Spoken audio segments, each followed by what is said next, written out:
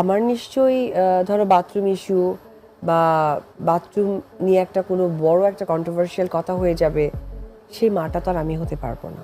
আমার পক্ষ থেকে এমন কোনো ভাইবস যেন শবনম বুবলি তো বাথরুমের রানী, আবারও অন্তিকে অপমান করে বুবলিকে নিজে বাজে মন্তব্য অপু বিশ্বাসের।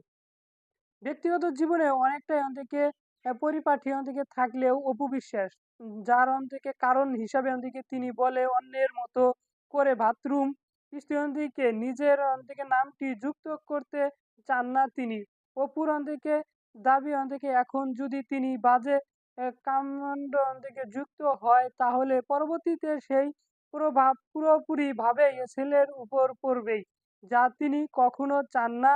এখন প্রশ্ন হয়েছে তিনি কি সেখানে শুধুই অন্তিকে নিজের ব্যক্তিত্ব বর্ণনা দিয়েছেন নাকি সুযোগের ব্যবহার করে শাবনূম বুবলিকে হাসির অন্তিকে পাত্র বানিয়েছেন, সেই প্রশ্ন তোলা হয়েছে অপু বিশ্বাসকে নিয়ে।